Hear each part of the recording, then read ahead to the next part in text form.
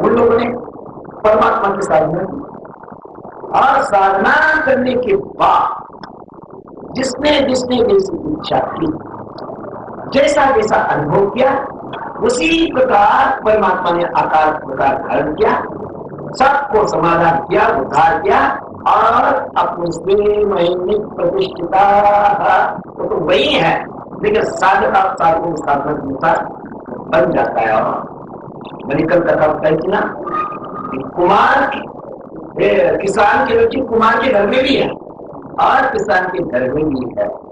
कुमार को पानी की जरूरत नहीं और किसान के रुचि को पानी की जरूरत है, लेकिन उसने कहा कि कोई बात नहीं बेटे, जैसी तुम्हारी उसी प्रकार परमात्मा एक है।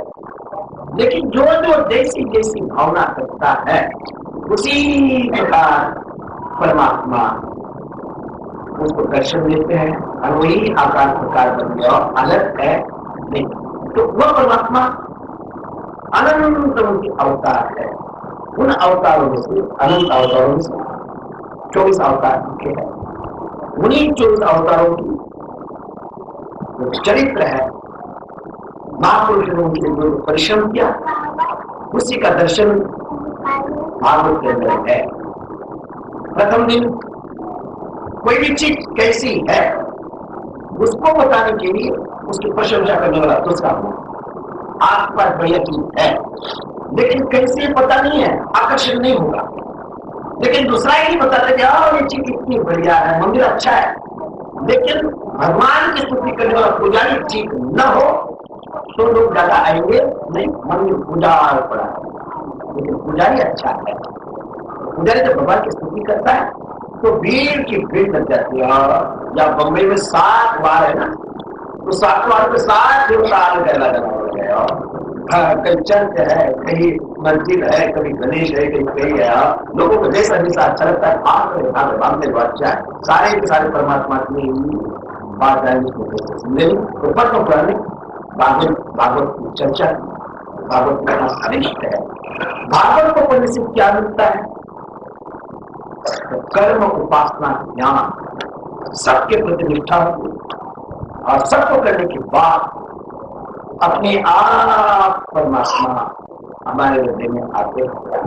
वो किसको किसको आए, कैसा कैसा आया, इसका वर्णन क्या। इस लोक के अंदर भी, दुनिया के दिमाग के अंदर जो भी धारणा आई है, कोई अभाव है, पुत्र का अभाव भागवत देता है। यदि कोई चीज आपको खराब करनी है उसका वर्णन नहीं करता है, उनको भी ठीक करके उनको भी मोक्ष देता है। इस प्रकार भागवत का वर्णन किया। भागवत को पढ़ने के लिए अंतकरण कैसा होना चाहिए ये बताया। उसके बाद में भागवत शुरू हो रहा है। तो भागवत शुरू के होने के पहले अपना शास्त्र, हरेक जो भी धर्म ग्रंथ आएगा उस धर्म ग्रंथ को सुनाने के पहले वो सिद्धांत बता दिया, इस ग्रंथ के अंदर क्या लिखा गया है। उसके बाद वो ग्रंथ आप जो पढ़ने के लिए साधक जा रहा है, वो साधक कैसा होना चाहिए, उसके अंतकरण की भूमिका कैसे होनी है। उस अंतकरण की भूमिका ऐसी ऐसी ऐसी है तो शास्त्र जचेगा। भागवत सुनने वाला कैसा होना चाहिए, इसके परीक्षित का अपने साथ परीक्षित स्वयं कैसा था, जिस कुल के अंदर वो जन्मा वो कुल कैसा था, कहां से शुरू हुआ, उसके दादा दादी, उसके पिता श्री इत्यादि वो कैसे थे, भगवान का साक्षात्कार उन्होंने कैसा किया और खुद वो कैसा, भगवान जिसकी रक्षा करने के लिए खुद उसकी मां के पेट के अंदर गए और उसकी रक्षा। ऐसा ऊंचा कोटि का कोई भी है, कोई भी भागवत सुनेगा उसका भी निश्चित होगा। और दूसरा, श्रद्धा पूर्वक सुनेगा तो भी उसका विश्वास होगा। इसके अधिकारी स्तर भगवान ने बताने के बाद परीक्षित का बताते हैं। भाई दुनिया के अंदर हमारे पास भगवान भी है, संत भी है, सब कुछ है, लेकिन यदि हमारा आचरण ठीक न हो, हमारा खाना पीना ठीक न हो, हमारा उठना बैठना ठीक न हो, इसको भी कोई बता सकता नहीं। ब्रह्मा की तन नरम नर ऐसे लोगों को ब्रह्मा भी सुधार सकता नहीं। इसका सारा कुल भगवान जिसके कुल के पीछे, दादा दादी के आगे पीछे आपको दौड़ते हैं, तो भी जिन्होंने तो जरासंध है, जरासंध का मुकुट का आश्रय किया, सर पर रखा, रखने के बाद कलयुग का प्रवेश हुआ, होते ही वो शिकार के लिए इसमें से क्या लेना हमको? हमारे रक्षक कैसे भी हो, कितने भी ऊंचे पुल के हो, सब कुछ हो, लेकिन हमारा रहना सहना खाना पीना ये यदि ठीक नहीं तो हमारी गाड़ी, हमारी नैया ठीक पैर की जा सकती नहीं। कलयुग आया, महापुरुष का शाप लगा, जब शाप लग गया, इंसान के अंदर जब तमोगुण होता है तो रोना शुरू करता है, और साथ में रोएगा नहीं। जो भगवान का अनुभव जिसको प्राप्त है वह भी रोएगा। भगवान का भक्त कहेगा कि आओ मेरे प्रभु, मेरे परमात्मा, मेरे इष्ट, जो भी करते मेरे अच्छे के लिए करते, और जो प्रभु तीनों सो भगवान, ये सम्मति साधु देव, मेरे भगवान जो करते मेरे अच्छे के लिए करते, यही मति मैंने भगवान से प्राप्त किया। राजी हम उसी में जिसमें तेरी रजा है, यहाँ योग भी वहां है और योग भी वहां है, समझता है। भगवान जो भी अच्छा बुरा भेजेंगे आप हमारे लिए दे देंगे, ये सोच उसके अंदर आ जाती है, इसमें कोई संदेह नहीं। लेकिन तमोगुण, दूसरे के संस्कार आने के बाद शांति आती नहीं। परीक्षित उसको जब श्राप लगा है, रोने लग गया, कहा क्या होगा, मेरे राज्य का क्या होगा, मेरी दौलत का क्या होगा, मैं मर गया तो क्या होगा। अब वो बचना चाहता है।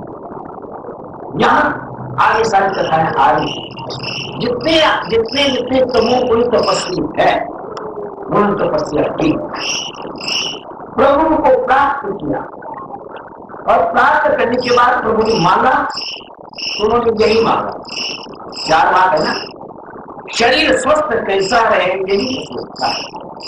वो शरीर के ही चारों तरफ घूमेगा दौड़ेगा, और उन्होंने यही मांगा कि हम मरे नहीं, हमेशा जिंदा रहे। तपस्या होने के बाद भी मांगा, लेकिन भगवान ने उनको दिया नहीं। इसी प्रकार से बहुत परिश्रम किया, परिश्रम करने के बाद भी कुछ नहीं हुआ, कुछ नहीं हुआ। फिर है तो अच्छा, जो संस्कार है वो भी कभी खराब जाता नहीं। मैंने कई बार इस कथा में बताया कि प्रपंच की एक चीज भी साफ हो जाती है, और परमात्मा जितना भी करेंगे सारा का सारा साफ जाता है, कोई नहीं। पहले जिसने परमात्मा किया है, जैसा भी किया है, लेकिन वो साफ जाएगा, इसमें संदेह नहीं। वो पहले उनके दादा दादी ने सभी जिन्होंने भी परमात्मा किया, वो साफ जाता है और मृत्यु को बीच में संभालता है। भगवान साफ आते हैं, इसमें कोई संदेह नहीं। संस्कार अच्छा था, सबको दुनिया को देखा, कोई साफ मिलता नहीं। उस समय वो गंगा किनारे पर आए, बहुत बड़ा महल बनाया गंगा के अंदर, उसके अंदर बैठे, और सारे ऋषि मुनि योग के महापुरुष के पास में है। अब भगवान शुक्राचार्य आए, पहले के शुक्र ने पांडव के यहाँ जब यज्ञ हो रहा था तो एक चावल का दाना प्रसाद के रूप में खाया था, तो उनके अंदर बड़े उपकार है, यही भावना। इन लोगों ने इतने उपकार किए, कब इन उपकार से ऊपर होगा, कब ऊपर होगा, कब ऊपर होगा, यही व्रत लगाए। देखो महापुरुष यदि उनको थोड़ा सा कुछ करता है तो उनको बड़ा कष्ट होता है। हमारा देख लीजिए कितना दूसरे का खाते खाते खाते खाते सारा का सारा समाप्त होता है। दान देते देते, चाहे कोई भी हो, शादी करता है ससुराल से दान देता है, इधर से दान देता है, उधर से दान देता है, कुछ किसी से लिया उसको देता ही नहीं, तो सारे के सारे छोड़ो इनको, ठीक नहीं है। लेकिन जिस बिल्डिंग के अंदर हम बैठे हैं, जिन्होंने जिन्होंने इनके यहाँ काम किया उस बिल्डिंग के लिए, पैसे तो हमें दिए, पैसे से उपकार नहीं चाहते हो, उसके उपकार हमेशा बने हुए हैं। कोई इस बिल्डिंग बनाने के उपकार, जिस किसान ने अनाज दिया उसके उपकार, सारे उपकार होने के बाद प्रभु ने इतना सुंदर शरीर दिया, उसके कितने उपकार हमारे ऊपर है, उपकार से हम दबे हैं, लेकिन कभी भी सोचते नहीं कितने उपकार है प्रभु, आप कितने अच्छे हैं, परमेश्वर सुंदर साज, आपने कितना बड़ा सुंदर शरीर, हर चीज उसके अंदर है। ये मनुष्य शरीर जितना बढ़िया भगवान ने दिया है, जो चाहे बन सकते हो। एक बड़ा जंक्शन स्टेशन, जब रेलवे का जो जंक्शन स्टेशन होता है, वहां से अब कुछ ट्रेनें पूरब पे जाती है, कुछ पश्चिम की जाती है, कुछ दक्षिण की तरफ जाती है, और कुछ लौट करके वही आती है, वही आती है। उसी प्रकार यहाँ आने के बाद हमको जो बनना चाहे, बहुत बड़ी बनता है, कहीं भी नहीं, जो आप बनना चाहते हो वो बन सकते हैं। यदि प्रभु राम की उपासना की तो हम साके को दान सकते हैं, भगवान कृष्ण की उपासना की गोलोक धाम करेंगे और स्वर्ग में जाएंगे, वैकुंठ में जाएंगे, ये जाना हमारे हाथ में और किसी के हाथ में है नहीं। यदि दूसरा काम जिसको आप लोग पाप कहते हैं, धर्म के काम करते हैं, तो नरक लोक में जाते हो, और समान पाप और पुण्य दोनों जब इकट्ठे हो जाते हैं तो मनुष्य से प्राप्त होता है।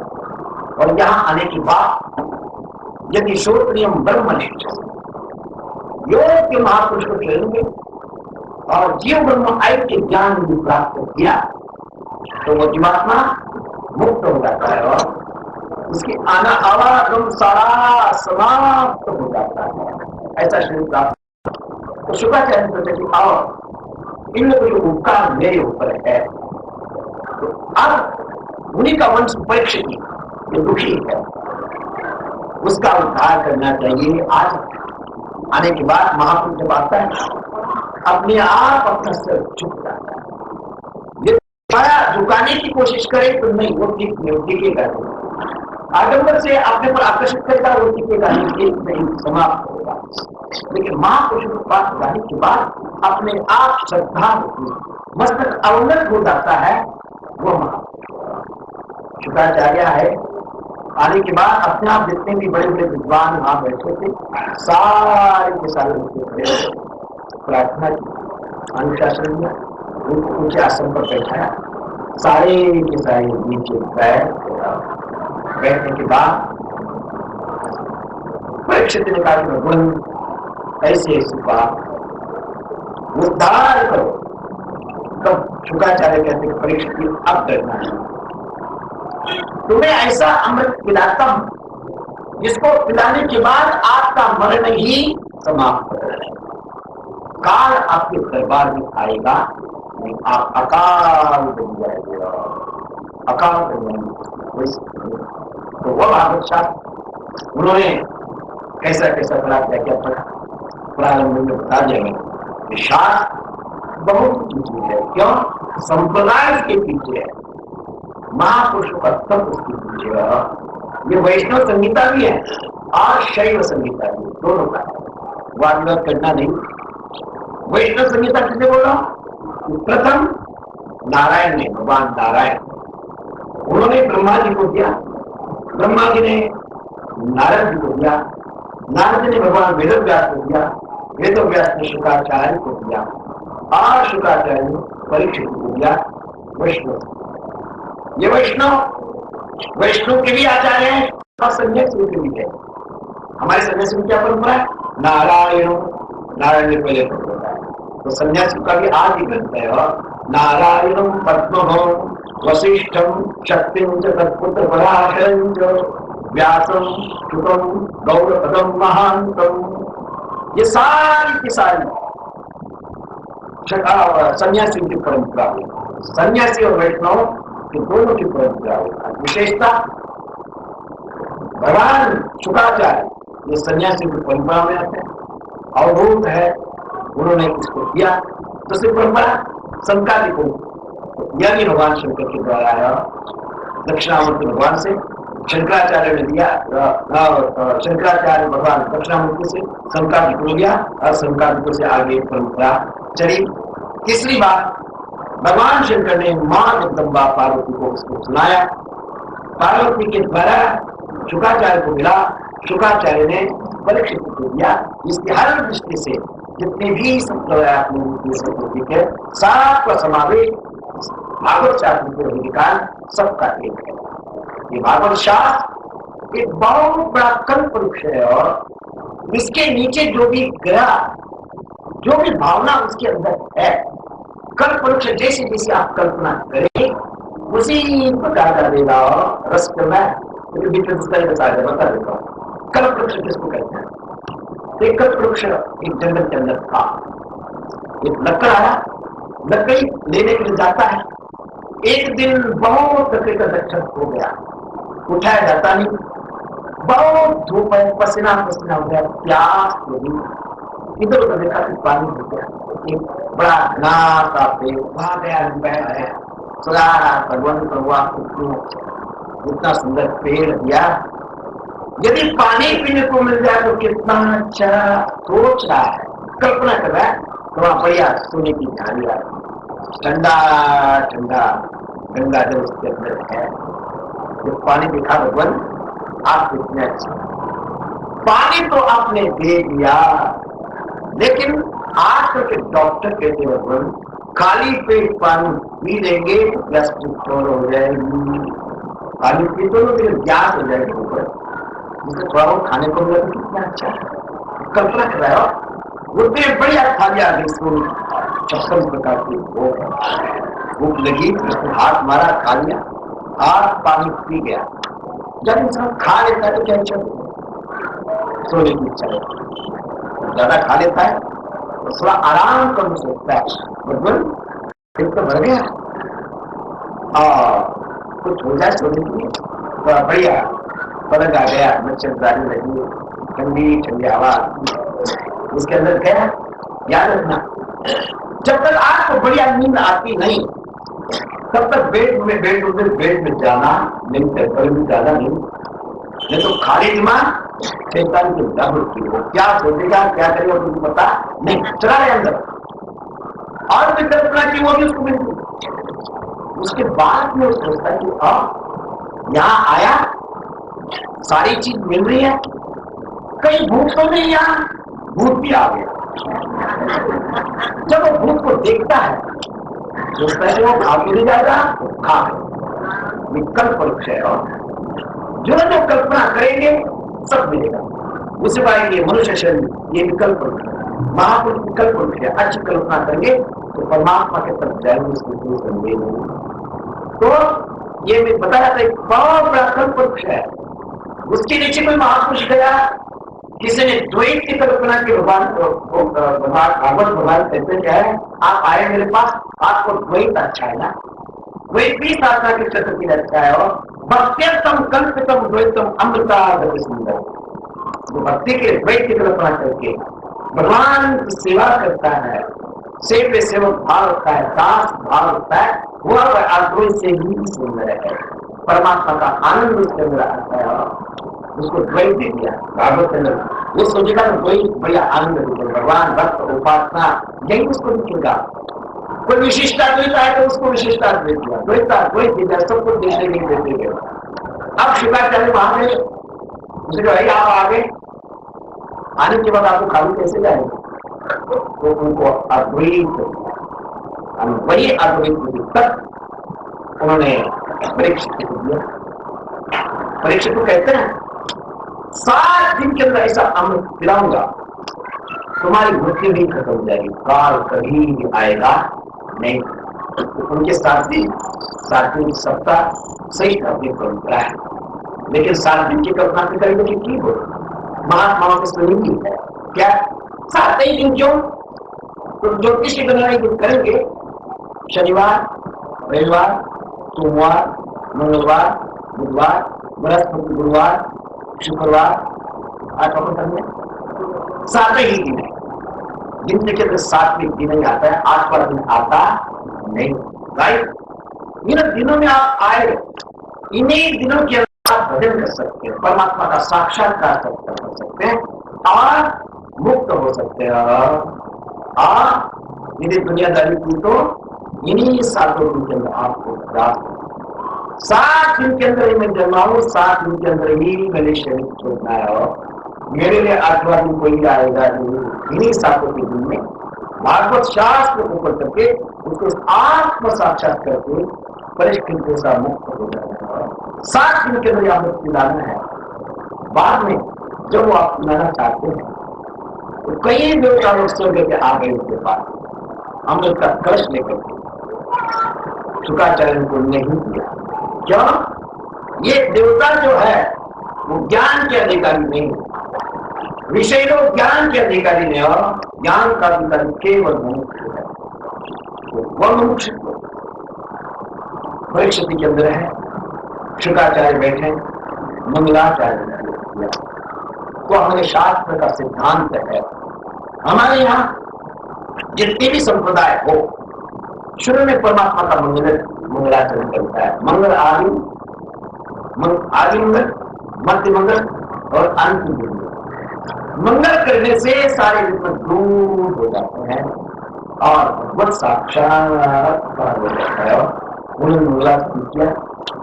शुक्राचार्य को परीक्षित प्रश्न कि भगवान, जीवन और मरण ये दोनों के बीच में जो झूल रहा है उसको क्या करना चाहिए?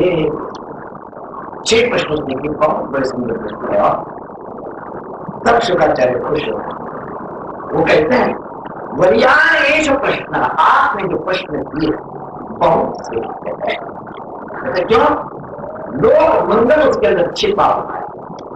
जितना भी संसार है, जितनी जनता है, जनता जनार्दन है, और जो जनता जनार्दन के कल्याण के लिए कोई भी काम करता है उसका कल्याण निश्चित है। भागवत के शुरू में शौनकादि ऋषि ने जब प्रश्न किया सबको, उन्होंने ये भी किया कि आपके प्रश्न बहुत अच्छे हैं। उसके अंदर लोगों के मंगल की कामना है, लोगों के उत्थान की कामना है, कल्याण की कामना है, इसे आप माने। आज जब भागवत लिखने के लिए वेद व्यास को नारद ने कहा, तब भी लोग मंगल कैसा हो सके, जनता के अंदर सुख कैसा पहुंच सके, इसलिए आप भगवान कृष्ण का वचन आप तो बाहर भागना नहीं, दौड़ना नहीं। भागवत शास्त्र किसी संप्रदाय के अंदर नहीं ले जाता है, किसी भेदभाव के अंदर नहीं ले जाता है, और शुरू से अंतिम तक सत्यम परम धीमहि, सत्य की उपासना कैसे करनी चाहिए, सत्य का आचरण कैसा करना चाहिए, और हम लोग सत्यमय कैसे बन जाना चाहिए, यही दृष्टांत दृष्टांत लेकर के इसी के चारों तरफ भागवत बनता है। और अन्य कुछ भी वो सुनाता ही नहीं, सुनाता ही। तो सबका शास्त्र कहा, अनंत शास्त्र है, अनंत भगवान है, अनंत हर चीज है। समय अपना थोड़ा है, उस थोड़े समय के अंदर बड़े बड़े यज्ञ याजन से कर्म हमारे द्वारा होंगे। इस थोड़े समय के अंदर, अल्पावधि के अंदर, केवल परमात्मा का नाम ही है, परमात्मा का एक नाम दिया है, सत्संग यदि करा दिया है तो ये जीवात्मा मुक्त हो जाएंगे। वो परमात्मा कैसा है? व्यापक है।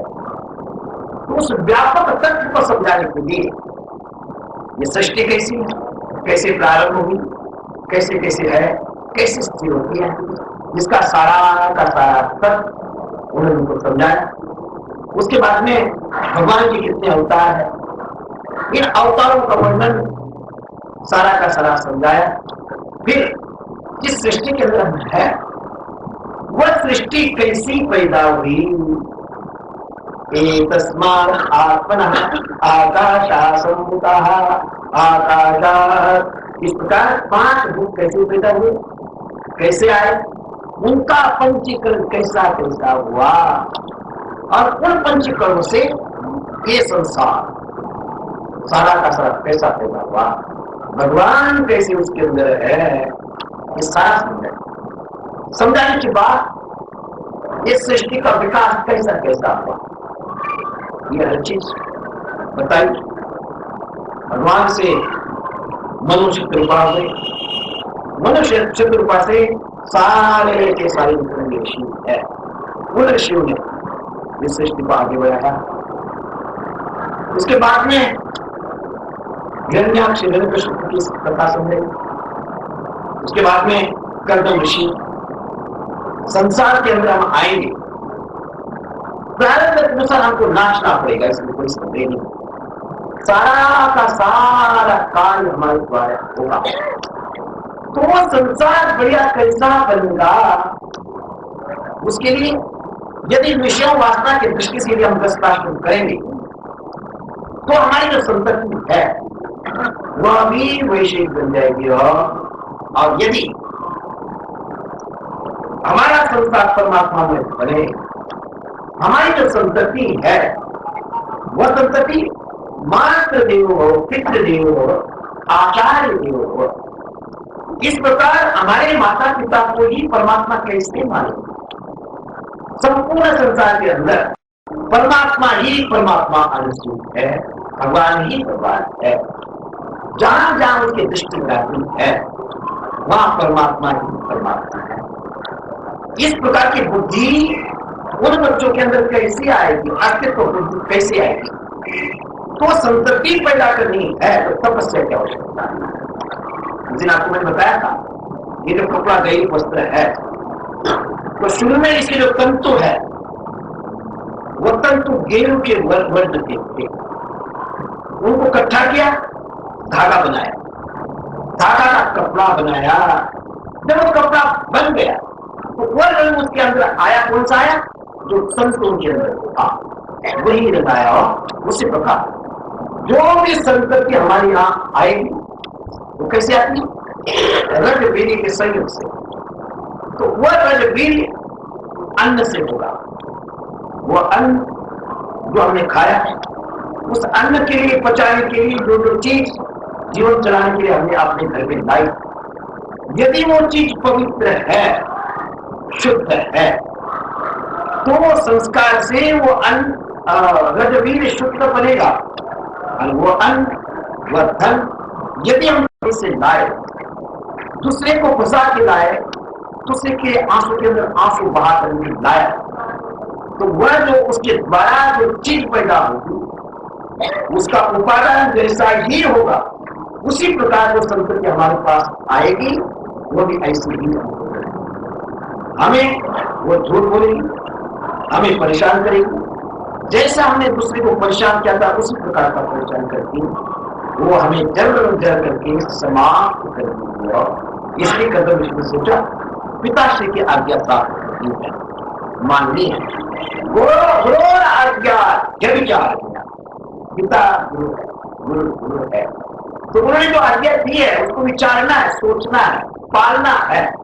तो उनकी आज्ञा से हम संतति पैदा करेंगे तो विषयों की संतति वैसे ही बनेगी।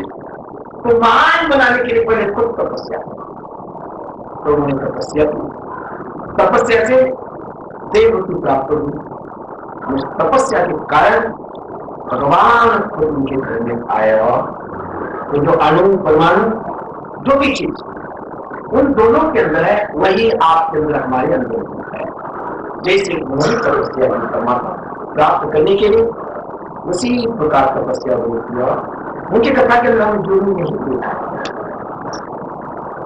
बहुत तपस्या की, प्रायः ग्रस्ताश्रम मिला, कुछ छूटता नहीं, सन्यासी बना। दुनिया सोचती कि ओ इनको कोई चिंता नहीं, घर की बात कुछ सोचने की आवश्यकता नहीं होती। बात सारा भोगना पड़ेगा, जैसा जैसा प्रारंभ कर, एक भी चीज छूटती नहीं, रूप बदलता रहता है। कोई सन्यासी बना, घर में रहता, शादी हो जाती, माँ बाप, बाल बच्चे, घर 1 मिनट की, 2 मिनट की, 10 मिनट की, जन्म की जायदाद, इससे आदमी तो कुछ नहीं होता। प्रारब्ध में है और सन्यासी बन गया, लेकिन प्रारब्ध ने छोड़ा नहीं। घर गया, मिले गई, जमीन गया, जायदाद गया, तो मत मंदिर आ गया, रूप बदल गया। बाल बच्चे गए, चेलिया आ गए और वही झंझटें शुरू हो जाती है और वही झंझटें और प्रारब्ध छूटता नहीं। इसलिए उस प्रारब्ध को बढ़िया बनाने के लिए कैसी तपस्या करके जो बनाना थे वो कर्तव्य ऋषि के द्वारा लेते और मां जो है धर्म पत्नी, उसका कैसा चरित्र होना चाहिए देवभूति के द्वारा सीखना है और केवल